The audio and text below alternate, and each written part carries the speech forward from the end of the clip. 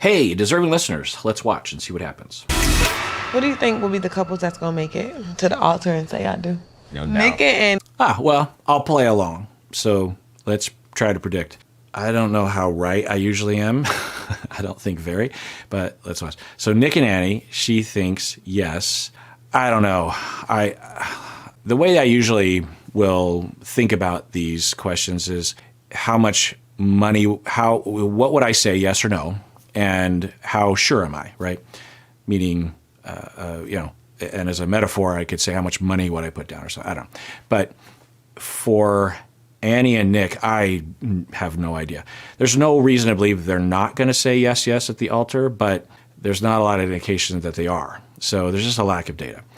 And we're only on episode 6, so we wouldn't really know. And I would put my bet on at least one person saying no, maybe even Nick. I don't know. But a lot of things could happen from this point forward. So I would put my money and say no, partially just because on average, most of the couples don't say yes, yes at the altar.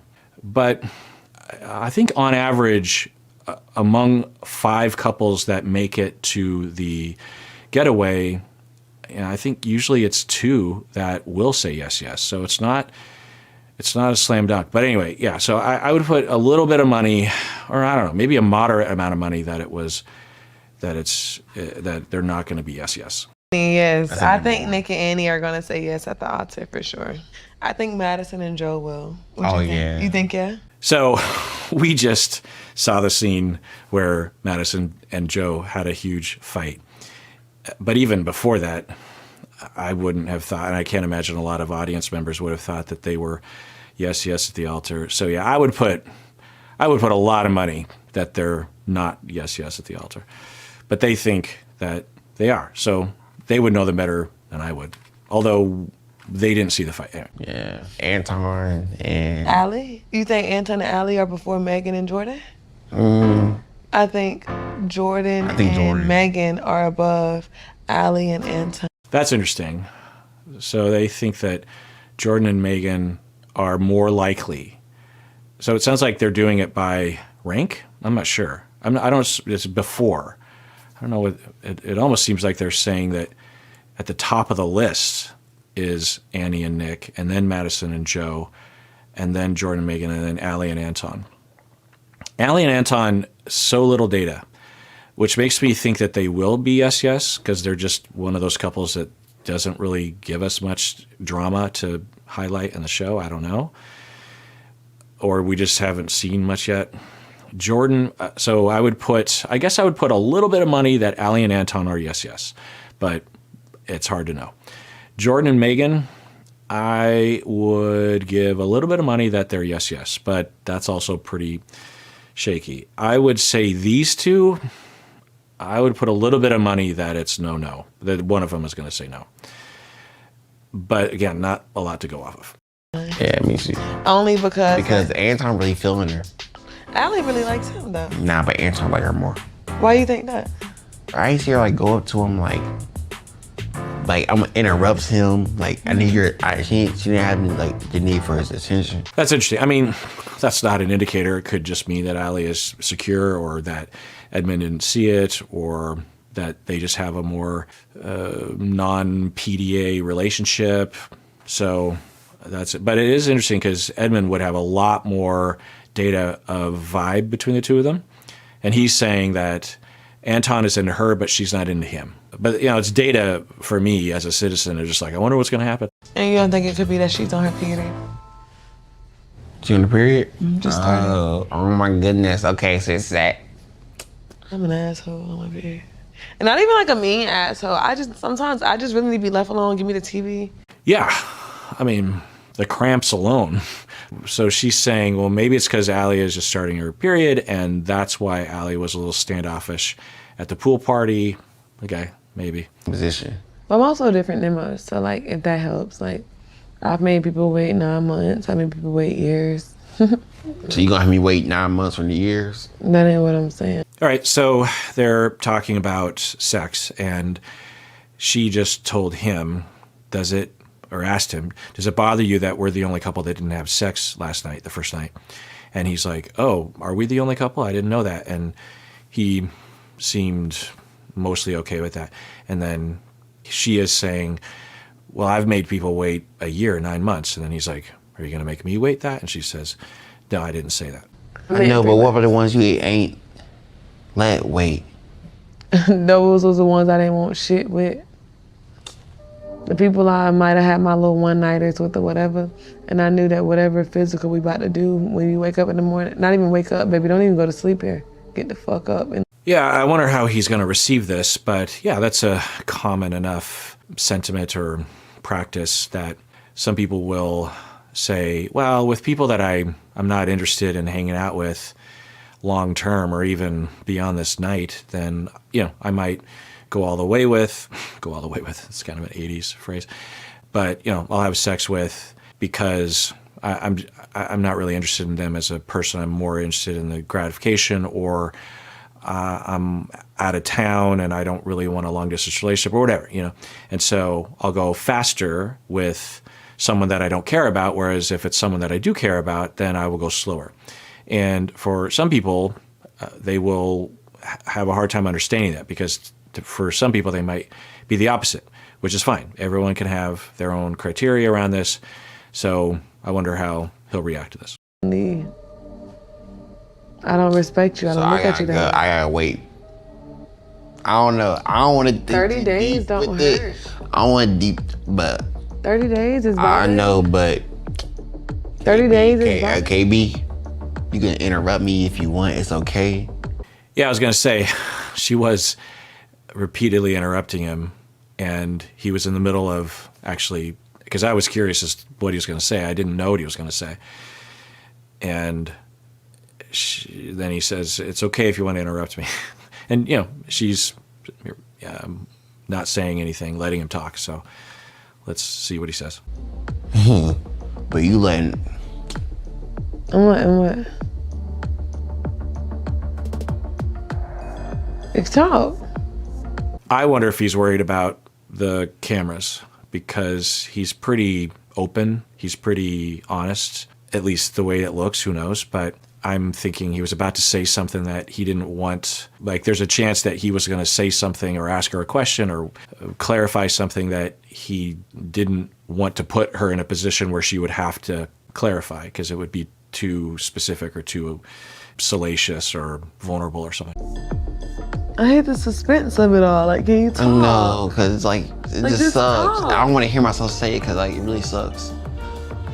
Oh, so it's something that he was about to say, and it's something he doesn't want to admit, or something he doesn't want to acknowledge.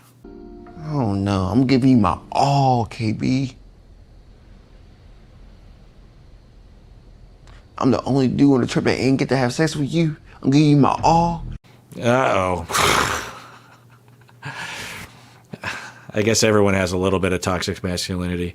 So I don't know if that's what it is. It could just be insecurity or just a lack of understanding or something. I don't know. No, Edmond. No. What? I guess I get it. I said in an earlier video that it's almost a pathological thing that the cast will compare couples, and they're always comparing themselves. And sometimes that's okay, if they're like, oh my God, we're really good. And look at the other couples, they're suffering. And, that can be a positive if you're just talking about yourselves. It gives you that sense of togethership and self-esteem in your relationship or something. But often the comparison leads to this, which is if he had known that no one had had sex up until this point, would he feel different? It kind of sounds like he would. So it's not helpful to think, plus what's the difference? You're going to spend the rest of your life. Now, he has said, I definitely need to have sex before marriage, I think because he wants to know how they vibe together. He didn't say that explicitly. It's a possibility that he's not even really thinking that far, that it's just a matter of pride to him or scoring, or I don't know. He doesn't come across like he's in that camp. It seems more likely that it had to do with Well, honestly, given the way he's talking right now, I think there's a good possibility that really what he's concerned about is that he wants reassurance that she likes him and that she is attracted to him, that she lusts after him, right? Which most people would want in a relationship like this, and he wouldn't know, right? And from the outside, we can look at this and be like, relax. But when you have everything on the line and you don't even know if your fiance is sexually attracted to you, you don't even know if you come together well in bed, that kind of thing. I mean, I said that. Anyway, so, it's a concern. But to get angry, to demand, essentially, to pressure is what he's doing, and not okay. He can totally say, well, that kind of hurts. That's what I thought he was going to say. I thought he was going to say, it kind of hurts my feelings to feel like, because I thought he was going to say, wait, so with someone that you don't care about, you'll have sex with them right away, but you won't have sex with me right away? Because for some people, they might have that way of thinking. I think a lot of people would have that, right? If you like someone, then you want to be vulnerable with them. You want to have sex with them. But if you don't like someone, then you don't want to be that way. Whereas what she's saying is, she's not saying the opposite. What she's saying is, if I like someone in that way enough, but I don't want to hang out with them later, then I'll go for it. But if it's someone that I want to be with long term, then I'll go slower. And I want, there's various different reasons that I'll hear. She didn't talk about it, but some people want to build a friendship. Some people want to make sure that the relationship is personality-wise compatible, right? They want their partner that they want to spend a lot of time with, in the future, maybe forever. They want that person to respect them and not think of them as, culturally easy, if you will. And there's a lot of culture around this because there's nothing scientifically factual about, one being better than the other, right? We will say, well, if someone's easy, if a woman is easy, then she's not as valuable or something. This is ridiculous. It's just sex. People can attach whatever the meaning they want to it, religious or cultural or personal. So, but it's just a matter of understanding that it's not like a scientific fact anyway. So, yeah, this is unfortunate that he's taking it to this place. I'm giving you my all, KB. I'm the only dude on the trip that ain't get to have sex with you. I'm giving you my all. You let dudes that ain't even care about you, and you I don't give a fuck about it, you let them have sex with you? Yeah. If I were a little birdie on KB's shoulder, I would ask her, do you want to help him with this? He's not being fair, and there's a problem with what he's saying.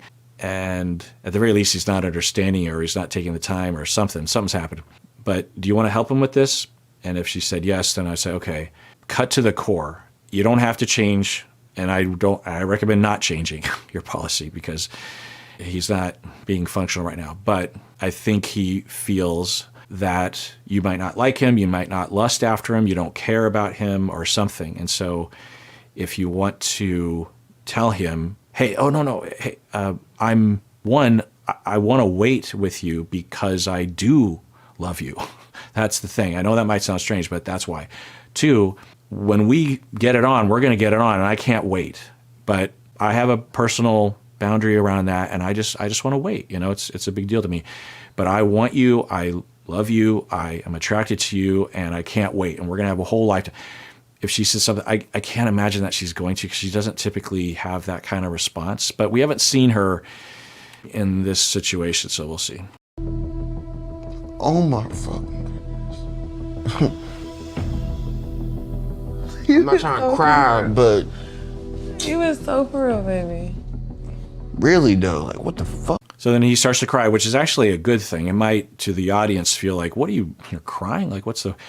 But I think that's because what's really happening is he feels rejected. It's not the sex, it's the rejection. It's the sex, but it's mostly the rejection, or both.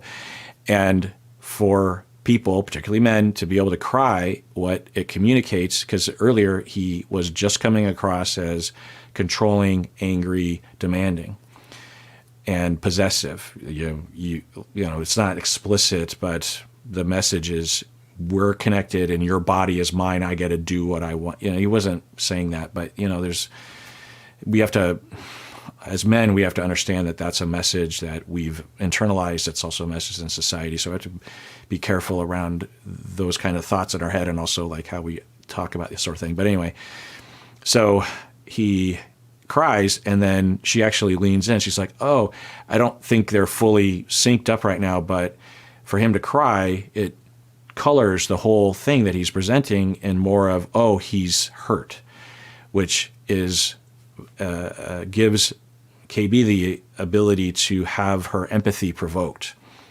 If you want empathy from your partner and you never cry when you're hurt, the royal road to empathy from your partner could be crying. It's not necessarily, you don't have to sob, although that could help, but if you just tear up, because we, in all likelihood, evolved to respond to tears. It's why infants, before they can before they can really even comprehend what they're looking at in the world, or they come right out into the world, and when they're uncomfortable, they cry, because and as parents and even just bystanders, we've studied this, it creates a compulsion of paying attention to that infant that's crying, that child, and to try to put an end to the crying by giving the child what they want. And as adults, we retain that mechanism of crying to alert, and also the compulsion from the other person to offer help or to remedy the situation. So maybe this will save them. Feet, give you my fucking all. And you tell me about marriage, and if it don't work.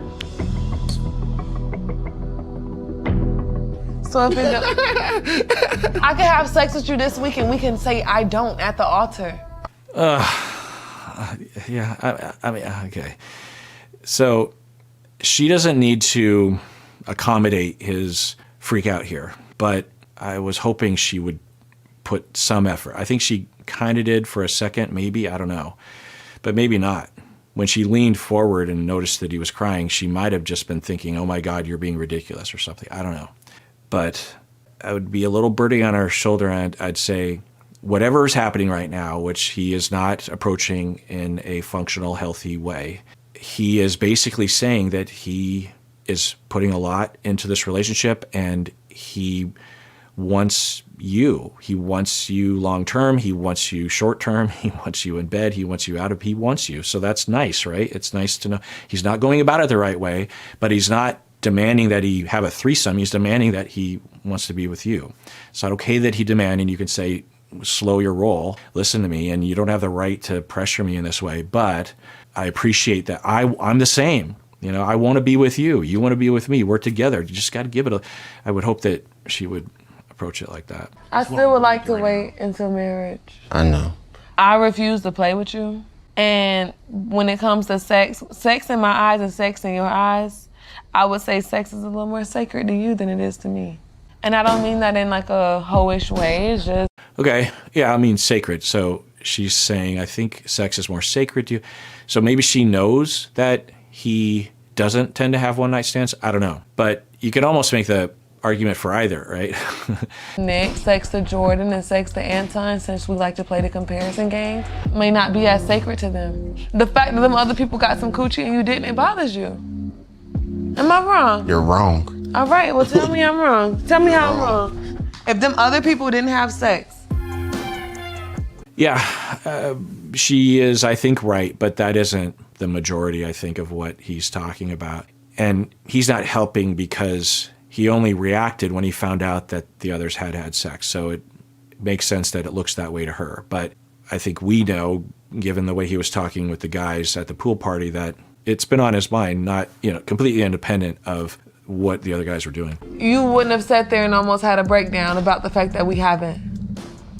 Am I wrong? Oh my goodness. Yeah.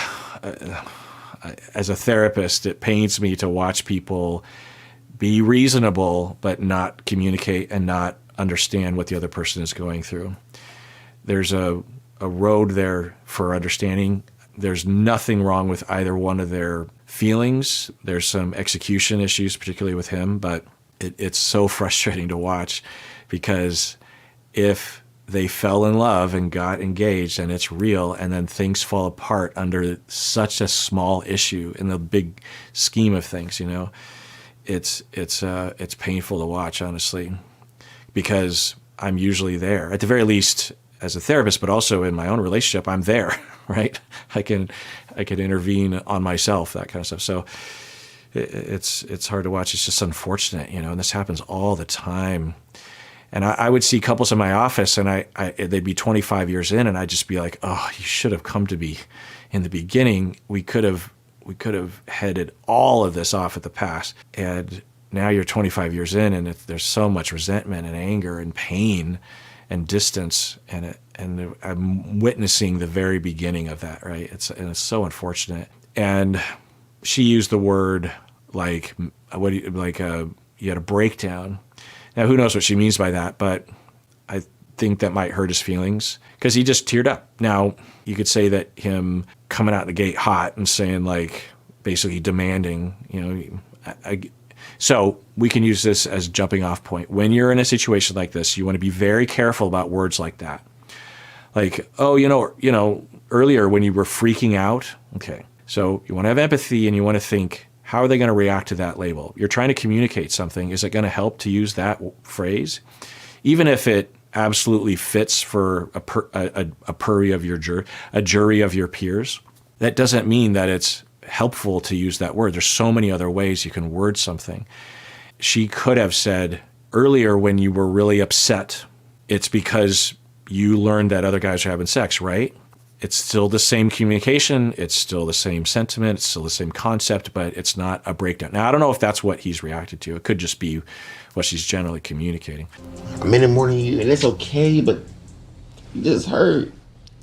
Why do you feel that way, though?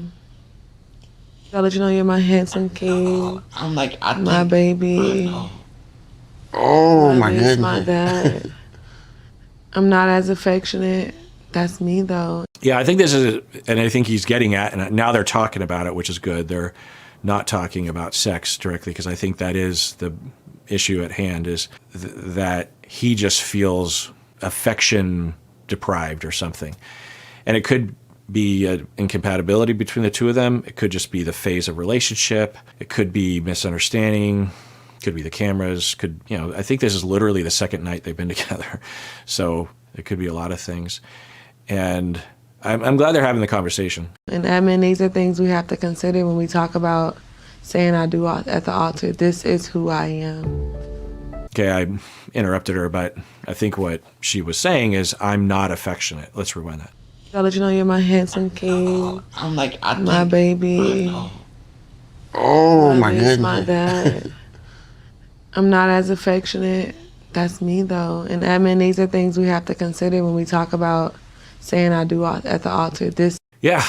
In a rare instance, we have someone, KB, on the show who is not all busted up or defensive or accusatory.